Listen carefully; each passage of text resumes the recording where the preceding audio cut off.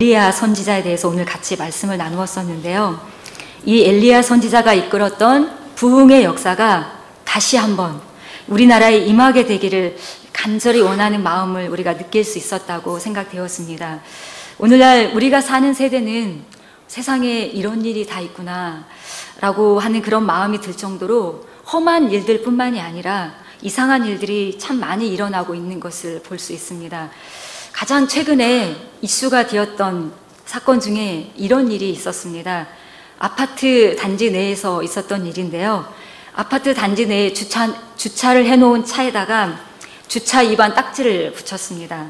그런데 그것이 문제가 되었던 것이 주차 위반 딱지를 이렇게 붙여놨는데 그것을 뗄 때 찐득이가 잘 안 떨어진다는 그런 문제가 있었습니다. 그래서 화가 난 이 차량 소유주가 아파트 입구에다가 차를 대놓고 연락을 끊어버린 거예요. 연락을 끊어버리고 자기의 어떤 이렇게 불편한 마음을 그렇게 표현을 했습니다. 그러니까 난리가 난 거죠. 경찰차가 오고 아파트 주민들이 아무리 그 사람에게 연락을 해도 차량 소유주가 나타나지 않았습니다. 근데 우여곡절 끝에 차량 소유주가 사과하는 것으로 일단락이 되었기는 했는데요. 그런 일들을 보면서 세상에 참 이런 일도 있구나 그런 생각을 해보게 됩니다. 화가 나지만 우리가 옛날에는 화가 나지만 많이 참으셨잖아요. 화가 나지만 참는 것이 아니라 화가 나니까 화를 내는 그런 사람의 모습이 우리의 일상의 얼굴이 되어가고 있구나 그런 생각을 하게 됩니다. 들으면 가슴 아프고 슬픈 일들 참 많죠. 굳이 말씀드리지 않아도 다 아실 것 같은데요. 정말 걱정스러운 것은 이런 세상에 우리 어린 자녀손들을 어떻게 내놓아야 될까, 우리의 다음 세대에게 무엇을 어떻게 가르쳐야 할까 생각할수록 참 답답하다, 앞이 보이지 않는다는 그런 생각들을 이렇게 느끼게 됩니다. 늘 교회 중심, 예배 중심으로 살아오신 분들에게는 교회가 전부이고 또 믿음이 전부이기 때문에 사실 문제가 되지 않죠. 그런데 우리의 그 다음 세대만 건너가도 그렇지 않다는 것이 우리의 현실이라는 겁니다. 한국 교회, 세상 가운데 어떻게 설 것인가에 대한 이 시대적인 물음 앞에서 우리가 내놓아야 될 답은 무엇인지 오늘 말씀을 통해서 조금이나마 답을 찾아갈 수 있었으면 좋겠습니다. 오늘 히브리서의 말씀을 같이 읽었는데요. 히브리서를 누가 기록했을까요? 어떤 분은 사도 바울이 기록했다고 이야기하기도 하고 또 아볼로나 바울의 동역자였던 신라가 기록했을 것이다 이렇게 보기도 합니다. 저도 말씀을 이렇게 준비하면서 알았는데 이 바울과 동역했던 이 신라가 서기관 출신이라고 해요. 그러니까 구약 성경에도 능통하고 또 이렇게 헬라어의 그런 문법도 굉장히 이렇게 잘 하시는 그런 분이었다고 그렇게 기록되어 있는 것을 읽을 수가 있었는데요. 이 히브리서가 가지고 있는 특성이 있는데 이 히브리서를 기록한 사람은 구약 성경을 잘 알고 있는 사람일 것이다. 그리고 예수 그리스도의 복음을 깊이 이해하고 있는 그런 사람일 것이다. 이렇게 생각을 할 수가 있습니다. 그래서 혹시 사도 바울이 아닐까, 아볼로가 아닐까, 성경에 능통했던 아볼로가 아닐까, 또는 서기관 출신이었던 신라가 아닐까 이런 생각들을 하게 된다는 거예요. 그런데 아쉽게도 히브리서를 누가 기록했는지는 정확하게 알려지지 않았습니다.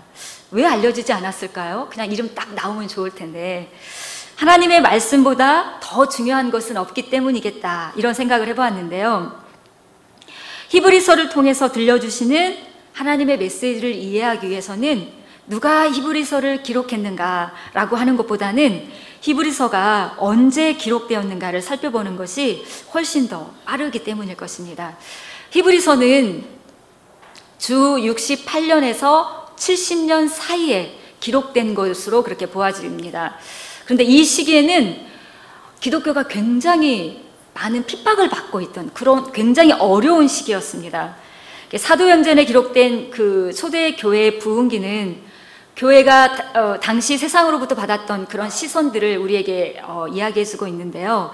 사도행전 2장 47절에 하나님을 찬미하며 또 온 백성에게 칭송을 받으니 주께서 구원받는 사람을 날마다 더하게 하심이라. 교회가 세상으로부터 칭송을 받았다, 칭찬을 받았다라고 그렇게 우리에게 말씀해주고 있는데요. 세상 사람들이 바라볼 때, 세상 사람들에게 눈에 비춰진 교회는 참 매력적인, 매력 있는 그런 공동체였다는 거예요. 그렇다면 사람들의 마음을 사로잡았던 초대교회의 매력은 무엇이었을까요? 사도행전 2장 43절로 46절의 말씀인데요. 교회가 세상과는 다른 길을 선택했다는 것을 알 수가 있습니다. 네 것, 내 것을 구별하지 않고 있는 사람이 없는 사람들과 나누었다는 거예요. 날마다 마음을 같이 하고 성전에 모이기를 힘썼다. 그렇게 이야기하고 있고요. 또 집에서는 음식을 나누면서 구원의 감격과 기쁨을 나누었다고 그렇게 말씀하고 있습니다. 그뿐만이 아니라 주의 종들, 사도들을 통해서 살아계신 하나님의 기사와 이적이 나타났다고 그렇게 우리에게 전해주고 있습니다. 당시에 이 유대 사회에는 많은 구별과 차별들이 있었습니다. 유대인과 이방인의 그런 구별이 있었고, 유대인과 사마리아인, 종교 지도자들과 일반 백성들, 상전과 노예, 남성과 여성, 어른과 어린 아이, 이렇게 많은 사람들 사이에 뛰어넘을 수 없는 높은 장벽들이 존재하고 있었다는 거예요. 그런데 교회가 이런 장벽들, 이게 높은 장벽들을 하나씩 무너뜨리기 시작하였습니다. 유대인이나 헬라인이나 종이나 자유자나 남자나 여자나 할 것 없이 모든 사람이 있는 모습 그대로 받아들여졌을 뿐만이 아니라 출신 배경과 상관없이 모든 사람들이 하나님의 존귀한 자녀로 그렇게 대접을 받는 곳이 교회였다는 거예요. 바울과 같은 경우에는 한 사람의 영혼을 구원하기 위해서라면 자기의 존재가 사람들에게 어떤 존재로 비춰지고 받아들여지게 되더라도 괜찮다, 그렇게 이야기하고 있는 것을 읽을 수가 있습니다. 바울의 눈에는 지위의 높고 낮음에 상관없이, 남녀노소에 상관없이, 혈통에 상관없이 모든 사람들이 하나님의 아들 예수 그리스도께서 피 흘려 죽기까지 사랑하셨던 그런 존귀한 자들로만 그렇게 보여졌다는 것입니다. 빌레몬서를 통해서 만나게 되는 그 바울은 오네시모라고 하는 한 사람의 영혼을 구원하였을 뿐만이 아니라 그의 목숨을 구면하기 위해서도 굉장히 적극적으로 노력하고 있는 것들을 우리가 볼 수 있습니다. 도망쳤다가 붙잡혀서 감옥에 gat힌 사람, 그 노예죠. 그 사람이 바로 오네시모였는데요. 이 사람은 주인이 어떤 처벌을 내리게 되더라도, 이게 감옥에 가두거나 팔아 넘기거나 죽도록 매를 때리거나 사회적으로 전혀 문제가 되지 않았다는 거예요. 지금이야 뭐 이렇게 우리가 한 번씩 현대판 노예라는 그런 기사들을 우리가 볼 수가 있잖아요. 이렇게 현대판 노예라는 제목으로 노동력을 착취당한 그런 억울한 사람들의 이야기가 나올 때 굉장히 공분하죠. 그런데 바울 당시에는 이 노예 제도 자체가 합법적인 일이었기 때문에 주인의 소유물이었던 이 노예가 도망쳤을 경우에는 거의 그 주인의 손에 그의 운명이 달려있다고 할 수 있었다는 겁니다. 그런데 바울은 옥중에서 만나게 된, 옥중에서 복음을 전하고 그리고 예수님을 구주로 고백하게 된 이 오네시모라고 하는 사람을 보호하기 위해서 직접 빌레몬서라고 하는 성경을 기록합니다. 편지를 기록한 거죠. 처음에는 편지를 기록하였는데요. 사실 그렇게까지 할 필요가 있는가 싶을 정도로 바울이 굉장히 많은 말로 빌레몬에게 자기의 뜻을 관철시키고 있는 것을 읽을 수가 있습니다. 이것은 무엇을 의미하는 걸까요? 이 오네시모가 주인에게 돌아갔을 때 용서를 받게 되는 일이 그만큼 그 시대를 거스리는 굉장히 어려운 일이었다는 겁니다. 그런데 바울은 포기하지 않고 그 일을 해낸 것을 우리가 빌레몬서를 통해서 확인할 수가 있습니다. 이처럼 교회는 세상과는 다른 길을 갔기 때문에, 교회가 이렇게 세상과 다른 길을 갔기 때문에 핍박이라고 하는 그런 환난을 당하기도 하였지만 다른 길을 갔기 때문에 세상을 구원하는 능력이 있었습니다. 그렇지만 오늘 우리가 읽은 이 히브리서의 그 말씀을 통해서 만나는 그 교회는 또 다른 위기에 봉착해 있다는 사실들을 우리가 느낄 수가 있는데요. 주후 64년은 로마의 네로 황제가 로마를 다스리고 있던 그런 시대였습니다. 그 당시에 로마는 정치적으로나 사회적으로 굉장히 불안한 시대였어요. 네로 황제라고 하는 사람이 약간 그런 사람이었다는 거죠. 그래서 우리가 잘 알고 있는 이야기 중에 네로 황제가 시상이 떠오르지 않는다는 이유로 로마 시내에 불을 질렀다는 이야기를 우리가 자주 듣잖아요.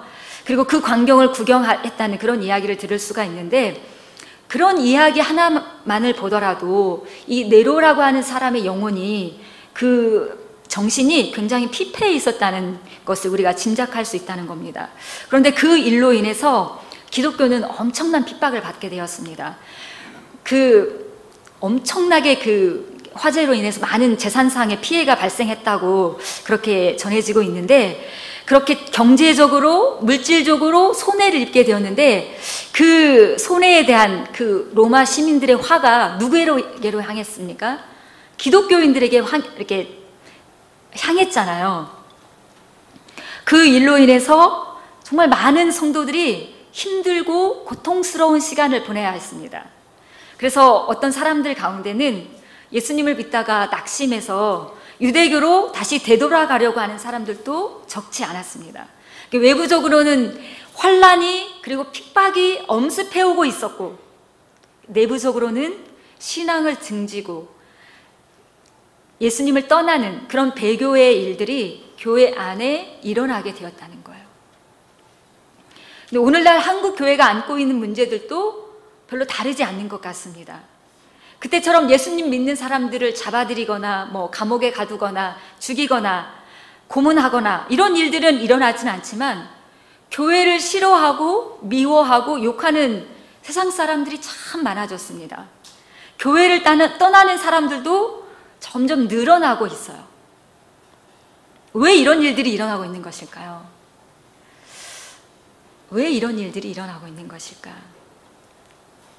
하나님은 여전히 살아계시고 우리와 함께 하시는데 왜 이런 일들이 일어나는 것일까? 교회의 힘이 약해졌기 때문이라는 겁니다. 12절의 말씀은 우리 교회가 처한 현주소를 그대로 표현해 주고 있다고 그렇게 생각되어지는데요. 12절의 말씀 같이 읽도록 하겠습니다. 그러므로 피곤한 손과 연약한 무릎을 일으켜 세우고, 피곤한 손과 연약한 무릎.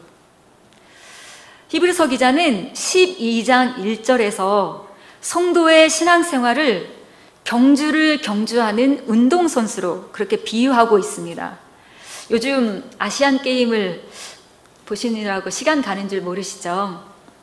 어젯밤 특히 한일 축구전을 보시면서 굉장히 많이 흥분하셨을 것 같아요.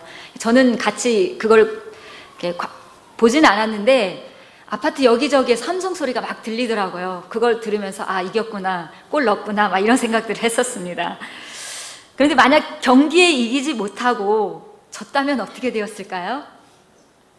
선수들은 물론이려니와 경기를 지켜보던 많은 관중들이 한동안은 그냥 손을 늘어뜨리고 맥없이 주저앉아 있었을 것 같아요. 히브리서 기자의 눈에 비춰진 이 성도들의 모습도 그와 같지 않았을까? 싸움에서 수세에 몰린 그 패잔병들처럼 피곤하고 지친 모습이 아니었을까? 그런 생각을 해봅니다. 그렇지만 하나님 무엇이라고 말씀하고 있습니까? 피곤한 손과 연약한 무릎을 일으켜 세우라, 일으켜 세우고 일으켜 세우라 라고 그렇게 말씀을 하고 있습니다. 12절로 13절의 말씀을 이어서 다시 한번 읽도록 하겠습니다. 그러므로 피곤한 손과 연약한 무릎을 일으켜 세우고 너희 발을 위하여 곧은 길을 만들어 저는 다리로 하여금 어그러지지 않고 고침을 받게 하라. 슬픔과 좌절, 무기력감에 사로잡혀서 무너진 채로 주저앉아 있지 말고 분연히 일어나서 너희가 나아갈 길을 찾아 올바르게 행하라. 그러면 너희를 뒤따르는 이들이 비록 약하고 절름거리는 사람일지라도 넘어지거나 부상당하지 않고 오히려 튼튼하게 될 것이다. 그렇게 말씀을 하고 있습니다.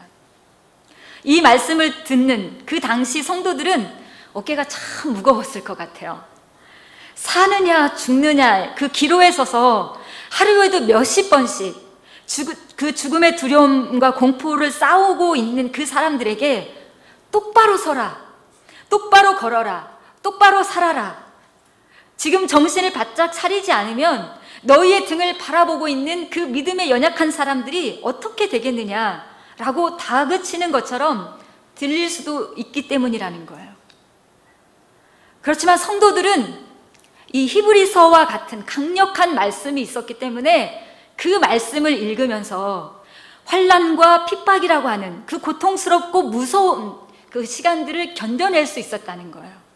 그리고 배교의 시험조차도, 배교의 그 많은 유혹과 갈등을 이겨낼 수 있었다는 겁니다. 하나님께서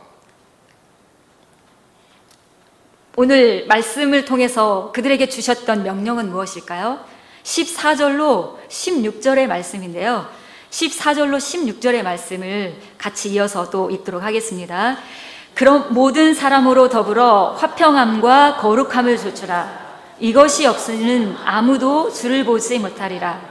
너희는 돌아보아 하나님의 은혜에 이르지 못하는 자가 있는가 두려워하고 또 쓴뿌리가 나서 괴롭게 하고 많은 사람이 이로 말미암아 더러움을 입을까 두려워하고 음행하는 자와 혹 한 그릇 식물을 위하여 장자의 명분을 판 에서와 같이 망령된 자가 있을까 두려워하라. 아멘. 세 가지를 명령하고 있는데요. 첫 번째로는 화평하라는 겁니다. 화평이라는 것, 평화, 화평. 우리가 이렇게 바꿔서 읽을 수도 있을 것 같은데요. 이 화평이라고 하는 것은 저절로 이루어지는 것은 아닙니다. 용서할 때 평화를 얻을 수가 있습니다. 하나님이 우리를 용서하셨을 때 우리의 마음속에 평화가 깃들게 되었습니다. 누군가를 용서하고 누군가로부터 용서를 받을 때 우리의 마음은 평안을 얻을 수 있게 됩니다. 하나님은 이렇게 핍박당하고 있는 그 성도들의 마음 속에서 한 점이라도 미움이라든지 원망이라든지 이런 것들이 자라나는 것을 원하지 않으셨던 것 같습니다. 핍박이 거세질수록 내가 왜 이런 고난을 당해야 하는가, 그런 원망하고 불평하는 그런 마음이 생길 수 있잖아요. 그런 마음뿐만이 아니라 그 핍박하는 사람들에 대해서 미움이 생기고 그 미움이 원망이 되고 또 결국에는 그들을 향한 어떤 저주까지도 할 수 있는 그런 일들이 일어날 수 있을 텐데 하나님은 그런 것들을 원하지 않으셨다는 거예요. 악한 자들에 대한 그 모든 악함에 대해서는 그 악한 자들에 대한 모든 심판은 그냥 하나님께 맡겨버리고 하나님이 사랑하시는 그 하나님의 자녀들 한 사람 한 사람이 정말 십자가의 그 고난을 참으시고 영광을 받으셨던 그 예수님을 바라보면서 환난의 때를 미움 없이 원망 없이 그렇게 이겨나가기를 원하셨다는 것을 생각해 볼 수가 있습니다. 두 번째로는 거룩함입니다. 하나님이 우리에게 항상 원하시는 것은 거룩함인데요. 세상 사람들과 구별된 삶을 사는 것을 하나님이 우리에게 원하신다는 거예요. 올 한 해 동안 우리 총회에도 재판국이 있습니다. 재판하는 그 총회에 속한 그 산하 모든 교회들의 어려움들을 갈등이라든지 문제가 생겼을 때 재판을 요청할 수가 있는데요. 76건이 접수되었다고 합니다. 그런데 총회 재판국에서 판결을 내리면 그대로 교회마다 또 분쟁하는 사람들 사이에서 그걸 받아들여야 되는데 그걸 수용하지 못하고 결국 그 문제를 세상의 법정으로 가져간대요. 근데 그것이 빨리 해결되지 못해서 계속 그렇게 계류라고 하나요? 이렇게 그런 상태에 있다. 뭐 이런 이야기들을 들었습니다. 교회에서 일어나고 있는 변칙적인 많은 일들이 세상 법정에서조차 이렇게 다툼을 벌이고 있다는 거예요. 이렇게 자주 듣게 되는 말이지만 세상 사람들이 교회를 기피하는 이유 중에 하나는 교회 사람도 세상 사람들과 다른 것이 없다고 생각하기 때문입니다. 교회는 뭔가 달라야 하는데, 교회 사람은 그러면 안 되는데, 교회도 똑같다는 사실을 확인하게 되는 순간 사람들은 교회를 헐뜯고 욕하는 사람으로 그렇게 돌아서 버린다는 거죠. 세 번째로는 쓴뿌리를 제거해야 된다는 겁니다. 쓴뿌리, 뿌리가 쓸다는 말일까요? 뿌리가 쓴 그런 약초들도 있기는 한데요.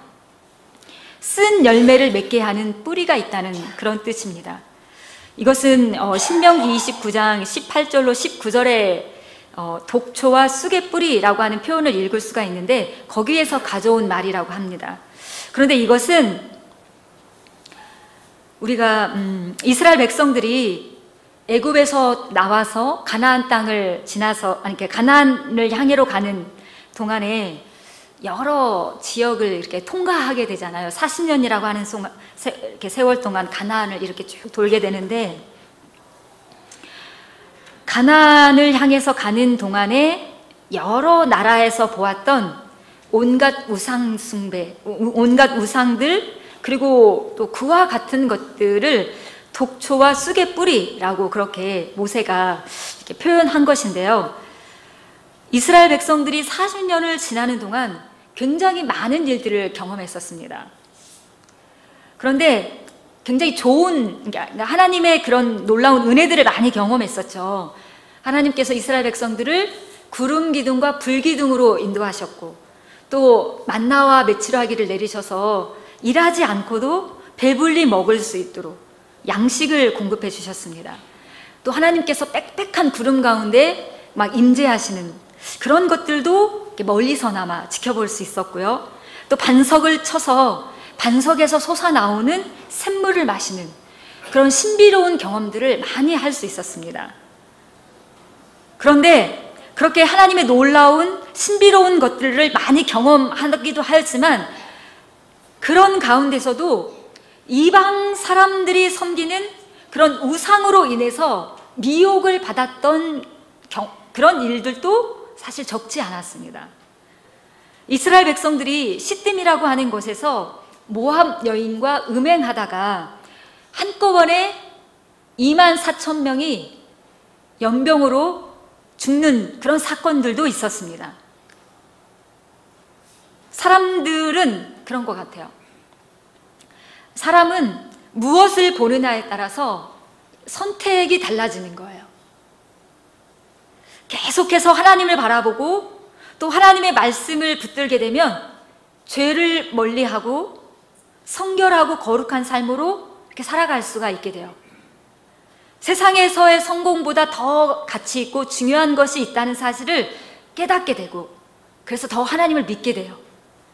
그런데 하나님을 향한 시선을 다른 곳으로 옮기게 되는, 하나님을 향했던 그 시선을 다른 곳으로 돌리게 되면 하나님에게서 멀어지게 된다는 거예요. 세상이 주는 화려하고 감각적이고 자극적인 것들에 현혹되어서 하나님을 섬기는 일이 하찮게 여겨지게 된다는 거예요. 에서가 바로 그런 사람이었습니다. 사냥에서 돌아와서 정말 배가 고팠기 때문이라고 그렇게 에서는 변명할 수 있을 것 같아요. 근데 그거는 핑계에 불과하다는 겁니다. 만약 정말 에서가 하나님의 약속을 자기의 목숨보다 더 소중하게 여겼다면 그렇게 쉽게 장자권을 넘기지는 않았을 겁니다. 정말로 지금 당장 배가 고파 죽을 지경인데 먼 훗날, 나중에 받게 될 하나님의 약속이라든지 유업으로 상속될 그 하나님의 어떤 하나님의 유업이 정말 대수인가 하는 생각을 하였다는 거예요. 그렇지만 그것에 반해서 야곱은 어떻습니까? 형을 속이는 한이 있더라도, 형의 미움을 받는 한이 있더라도, 아버지의 눈을 속이는 한이 있더라도 하나님의 약속을 붙잡고 싶었다는 거예요. 사람들로부터 미움을 받고 또 원망을 듣고 죽는 것보다 하나님의 약속을 붙드는 것이 훨씬 더 값어치 있다고, 그렇게 야곱은 믿었다는 겁니다. 오늘 히브리서를 통해서 하나님은 우리에게 화평함과 거룩함을 이루라, 쓴 뿌리를 제거하라, 에서와 같이 망령된 자가 되지 말라, 그렇게 우리에게 말씀하고 계십니다. 그런데 여기에는 한 가지 전제 조건이 있어요.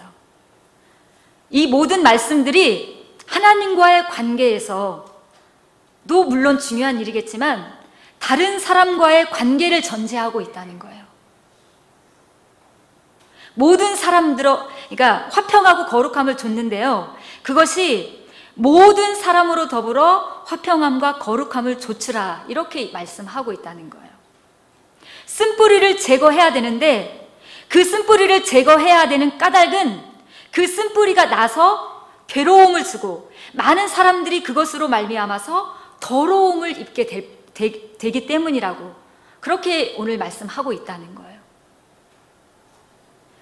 우리가 신앙생활을 하고 있는데요, 이 신앙생활이라고 하는 것이 하나님과 우리 자신과의 문제만은 아니라는 겁니다. 하나님과 내 자신뿐만이 아니라 하나님과 다른 사람, 그리고 나와 다른 사람과의 관계까지 우리의 신앙생활이 영향을 주게 된다는 거예요. 우리가 어떤 모습으로 어떻게 신앙생활을 하느냐에 따라서 우리를 바라보는 사람들에게 어떤 식으로든 영향을 주게 된다는 겁니다. 우리의 다음 세대가, 우리의 어린 세대들이 하나님을 떠나고 올바르게 신앙생활을 하지 못하는 이유, 세상이 점점 더 하나님을 대적하고 타락하는 이유가 무엇일까요? 우리는 그 이유가 무엇인지 한 번쯤은 정말 진지하게 고민해 볼 필요가 있는 것 같아요. 어쩌면 그 무거운 책임이 우리에게 있는지도 모르기 때문입니다. 우리에게 있는지도 모르겠어요. 우리가 열심히 신앙생활을 한다고 하고 있지만 올바르게 신앙생활을 하고 있지 못하기 때문은 아닐까. 하나님 앞에서는 내가 정말 구별된 신앙생활을 하고 있는 것 같고 올바르게 신앙생활을 하고 있는 것 같지만 다른 사람과의 관계까지 그것을 확장시켰을 때 과연 그것이 하나님 앞에서의 모습처럼 흠이 없는가, 한번 우리 자신을 돌아봐야 된다는 거죠. 십자가는 가로목과 세로목으로 만들어집니다. 가로목만 있어도 십자가는 될 수 없고 세로목만 있어도 십자가가 될 수 없습니다. 하나님과 이웃이 나를 통해서 만나게 될 때 십자가가 완성이 되는 거예요. 예수님께서 지고 가신 십자가, 이제는 우리가 지고 가야 되는 십자가가 되었습니다. 이 시대를 살아가고 있는 모든 사람들 참 피곤하고 곤고한 삶을 살아가고 있는 것 같아요. 우리도 마찬가지죠. 충분히 이해가 가고 공감이 가요. 그렇지만 그럼에도 불구하고 정말 우리가 올바른 영적인 길을 제시하고 그렇게 살면 안 된다고, 이렇게 살아야 한다고, 그렇게 올바른 영적인 길을 제시하고 우리가 그렇게 말할 뿐만이 아니라 흔들리지 않는, 좌로나 우로나 흔들리지 않는 그 모습으로 그 믿음의 길을 굳건하게 걸어가는 우리의 그 믿음의 모습이 있을 때 우리가 정말 민족의 동반자로서 영적인 부흥을 이뤄갈 수 있겠다라고 하는 것입니다.